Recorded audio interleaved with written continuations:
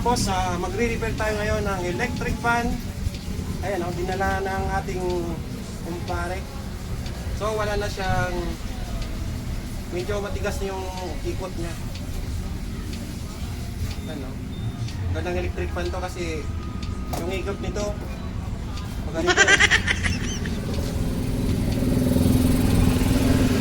Hindi natin napakita kanina na binuksan.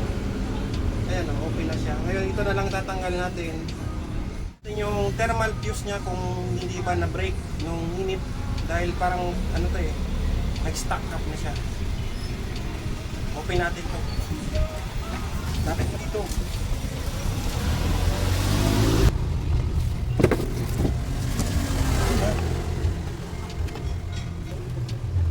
Yan na lang, okay lang yan. Angarap mo lang.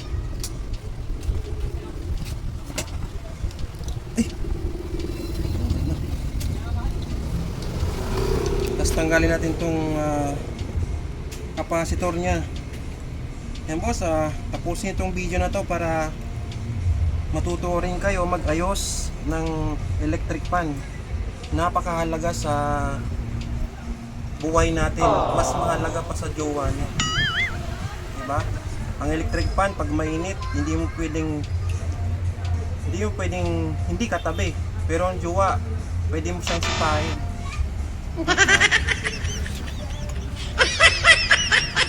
So, sunod na gagawin natin ay open na natin tong mga tornilyo na dito. Dahan-dahan lang tayo sa pagtanggal nito dahil maselan tong electric fan, lalo na pag natanggal na yung mga ito, maaaring matanggal yung tali tapos mahila mo tong wire na to, maputol yung rewind na tanso. Ang tanso pa naman ito sobrang liit, parang gukot lang. Yan, sunod ko kayo. Sinakin kasi ng pusa namin. Bakit? Ito para sa ikot, no? Sabi ng pusa, buti pang electric fan, lagi nililingon sa kanya. Agoy! Kailangan natin magkatirin para mayroon tayong tester dito. Yan mga boss. Mamaya tester natin yung thermal fuse nya. Yan. Yan. Doon natin malalaman kung gumagana yung fuse nya. Yan, iilaw yan. Oh.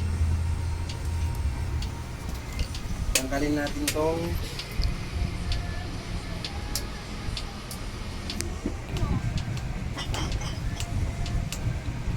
lihat.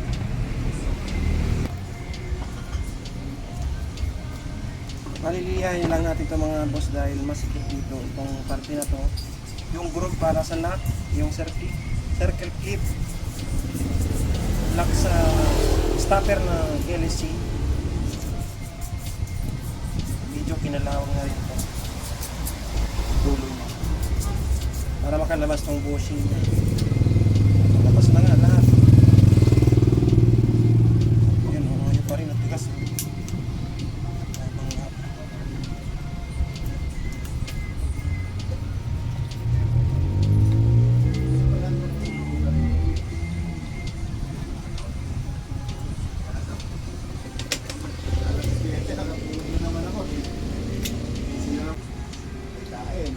Nagre-repair kasi ng electric fan, hindi lang siya yung papaganahin mo lang na paikutin mo. Kailangan i-refresh mo yung bushing niya, yung base oil niya dito. Yan. Tatanggalin natin ito mamaya. I-refresh natin. Lalagyan natin panibagong oil para tumagal siya ng ilang years. Parang brand new.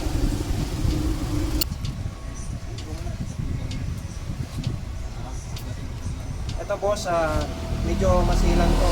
Bali nandito yung thermal fuse. Bubuksan natin to nung nakatari na to.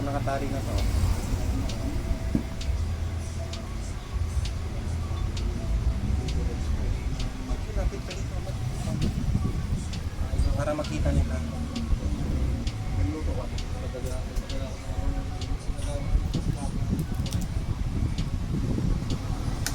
Napakadali lang nito, mga tatay. Kayang-kaya nyo to.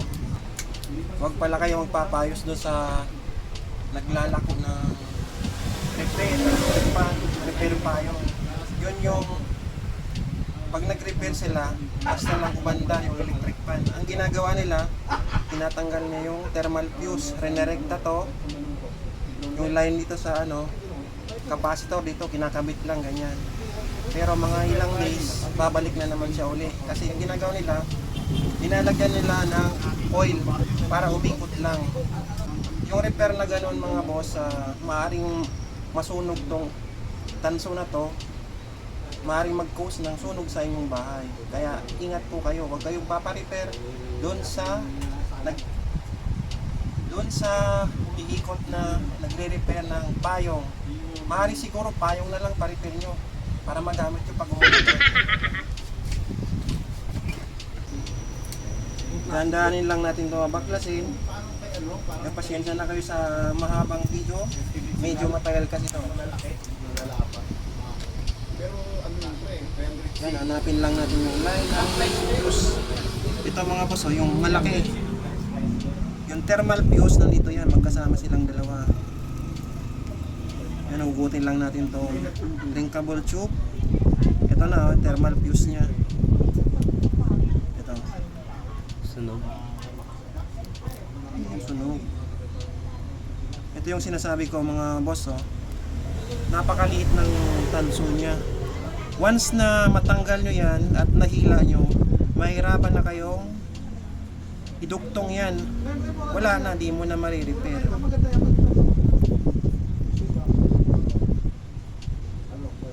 So ito yung main power niya. Wala pala tayong soldering para makita ng manonood kung anong ginagawa natin. Maliit talaga yung fuse niya. Thermal fuse ang tawag dito. Pag sobrang init na, halimbawa mahirap na umikot yung electric fan nyo dahil sa wala nang oil yung bushing nyo dito, nahirapan nang umikot, tapos iinit nito itong motor niya to. Tapos meron siyang thermal fuse dito. Pag umabot na sa mataas na temperature, magbe-break tong thermal fuse niya. Mawawalan siya ng power para uminto, para hindi masunog yung motor.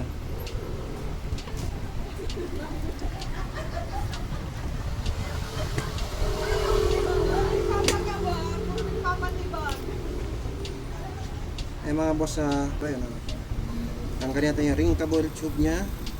Ito yun, napakaliit lang. Tester na natin kung talagang wala na siya.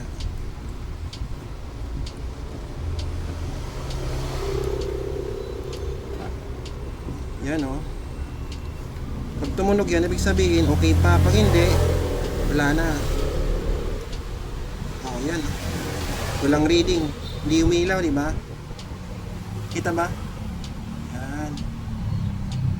Mas maganda mga boss, palitan natin tong thermal fuse nya para kung gagamitin nyo uli, safe pa rin sa bahay nyo. Okay? Kasi kuha tayo ng pangpalit. Tayo ng mga parts.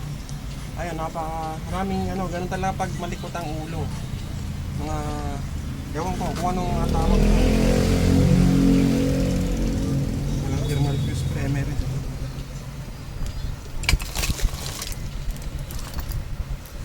Mas nakahanap na tayo ng thermal fuse. Yun, try natin ito kung gumagana pa. Wala tayong bago dahil naubos na yung mga thermal fuse natin. Bali ito galing na lang sa ibang repair natin na hindi na pala na-repair. Try natin.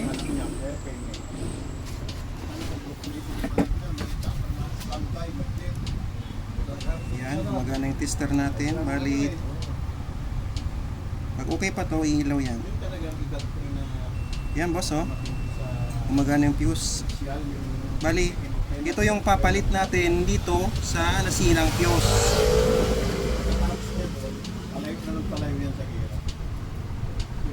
Pwede natin tong ihinang dito. Ayan. Lagay natin dito sa ilalim. Ikutin nyo lang yan. Dahil malambot naman yung mga paa niyan.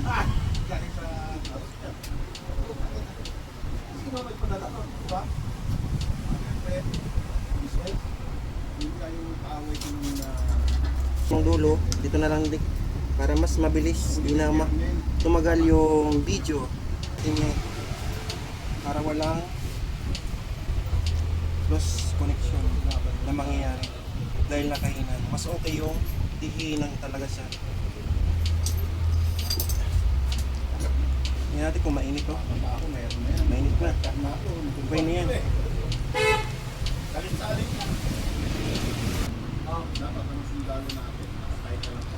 Yan.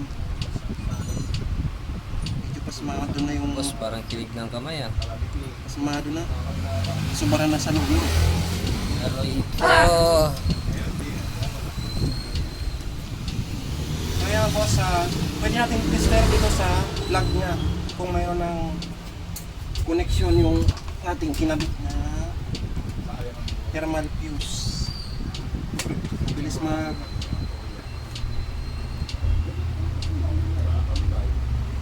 Yan boss, oh, may reading na siya.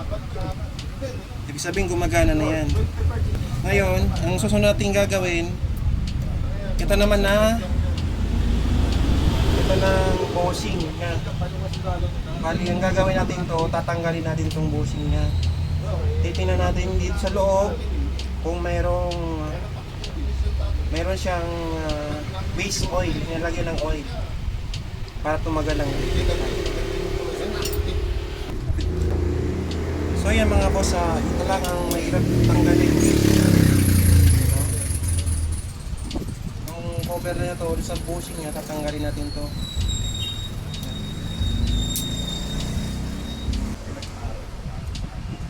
Sipitin natin ng cutter pliers o kaya para lumabas siya.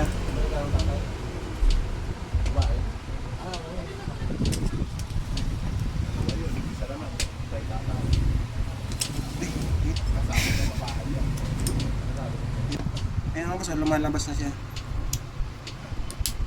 Yan. Yan. So, ito yung sinasabi ko na mga boss, pwede natin siyang palitan ng kahit yung cotton, bulak, yan. Napalitan ito ng bulak. Pag natuyo na kasi ito, wala na siyang oil. Napapasok dito sa bushing niya.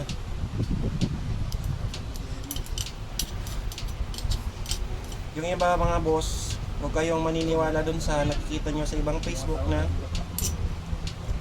pinuputas yung dito, tapos lalagyan ng oil. Pero, sa loob lang ng isang linggo, gano'n na naman siya uli, babalik ka sa dati. Hanggang sa masira yung bushing niya. Kasi, natutuyo yung oil. Dahil wala siyang base oil dito na naka... Yan. Lalo na to, oh. Wala na.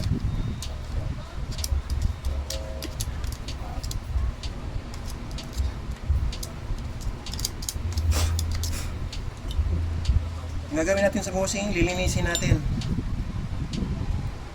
Para wala nang matirang mga tuyo na oil. Ito boss, linisin nyo lang ng mahigit to. Para maging bago yung oil na papasok. Yung punta yung natuyong oil dito, tela. Ganun lang gagawin natin. Yan. Tapos babalik na natin siya. Dumi pa. Yan boss. Babalik na natin yan.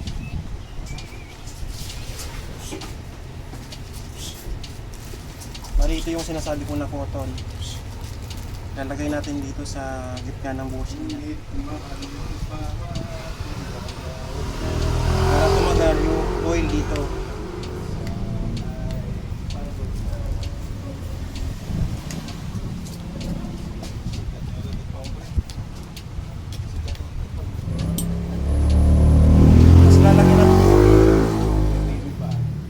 Lalagyan natin siya ng oil na 0 watts. Ayun lang natin. Punuin natin yung bulak na yan hanggang mabasa.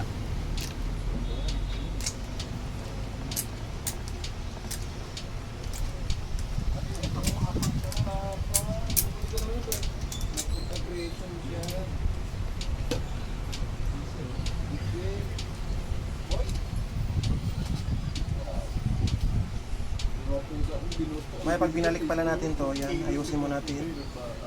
Kakaroon na siya ng tama dahil repair na. Pero goods pa yan. Tawagin mo. Yung mga boss, ibabalik na natin tong cover niya. Ito, meron siya dito washer na parang spring. Yung star na yan.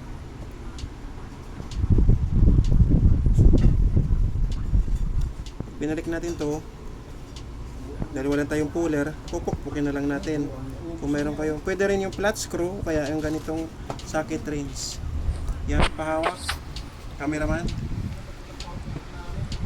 Ito, pupuk.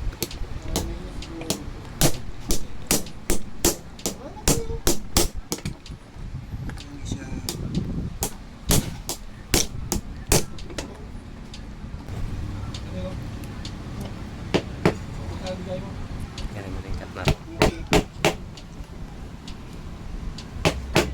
Yan, pasok na natin yung lock. Tapos galawin natin yung screw. Yan, magalaw na. Tapos itong isa naman, goods na yan. Saan yung bushing? Wala yung bushing ah.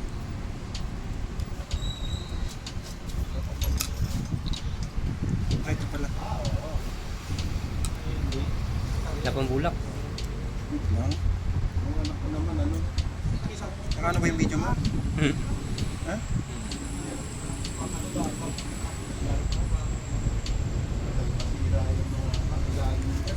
Lagyan natin ng bulak. Ayan, punit-punitin nyo lang.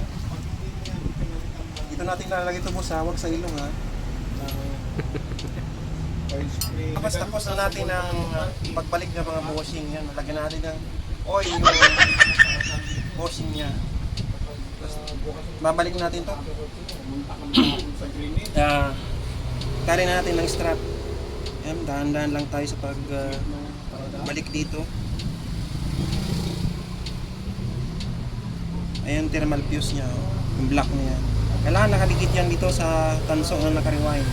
Para pag uminit, kung sakaling ano siya uli, mag-break siya ng init. Talian lang natin ng strap. 3 piraso.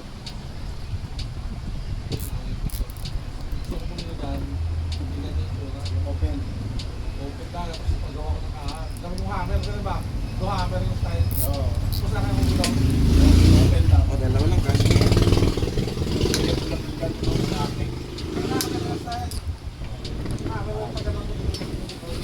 Tapos,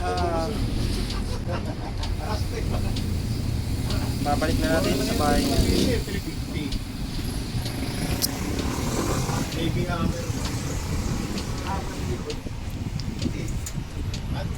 Pero nga lang yung ginamit ko na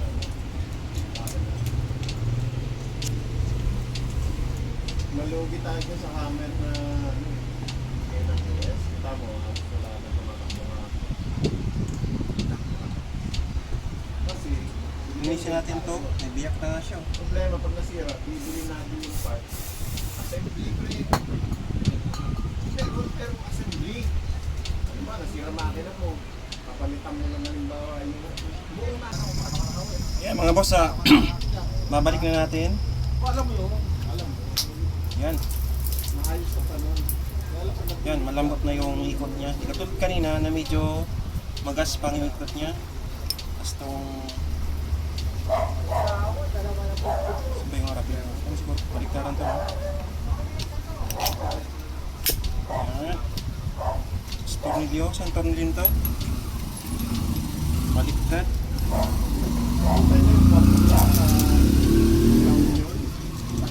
Balik natin yung 4 na tornilyo para matibay. Nakikita mo kung mayakas ng malalaki. Oo, so kapag sinakain na ng paniki. At sa may bintana ako. Ano yan?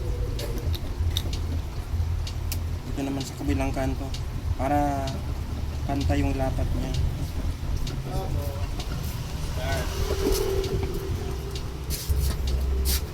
Tapos itong kabila naman.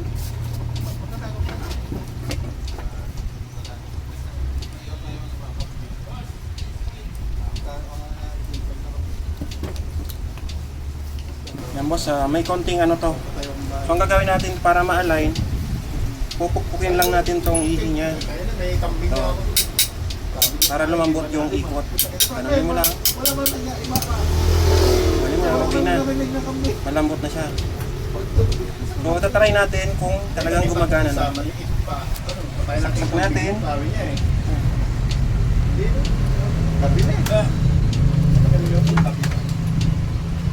Tagay itong LED. Kung hawakan na. Yan boss, so, sasaksak natin. Tapos po natin. Ay, ingat lang ha. Ayan oh. Umikot na mga boss. Yan. Perfect yung repair natin. Ay! Ay! Ang kulit itong electric pa na to. Pataas saka pababa. Spaghetti pababa. Spaghetti pataas. Wow. Masarap yung tulog mo nito. Lalo pagkatabi mo. Okay na. So, babalik na lang natin yung cover niya. Electric fan.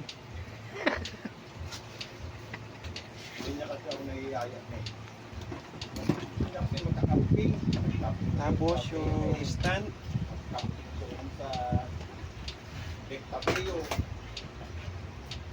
Stand muna tayo. Ayoko eh. Yan, tornilyo, labasin mo na. Ayoko, diba? Kasi uwi ako Ito rin yan. Baba. Doon tayo. Doon tayo. Doon wall pa. Wall pa eh.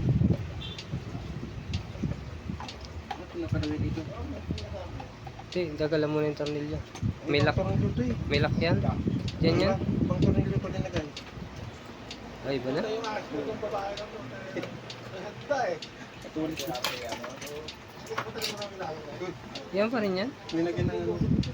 Nabali na lang. Hindi naman yung tornilyo niya eh. So yan, babalik sana natin itong stand niya dito. Kaso iba na pala yung tornilyo niya. Ang nakalagay dito. Hindi, screen mo. Pre, saka rito.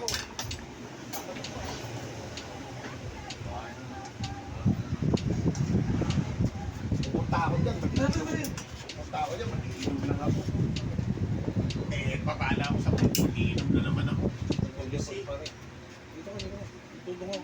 Eh, TV. Umulan ba? Mga boss, pagbalik naman ng ilisi, kinailangan itong may half mode eh, para di mabasa. Yeah. Oh, please. Ako pa rin.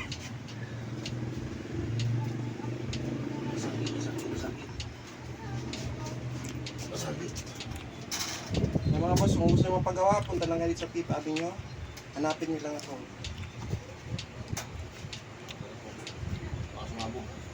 Or message nyo lang sa page. Jake. O, sige. Boss Hindi Jake. kayo mag-message sa page, mag-comment. Try na natin.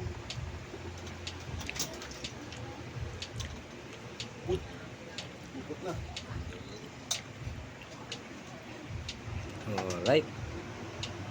Lakas ah. Parang electric pa na.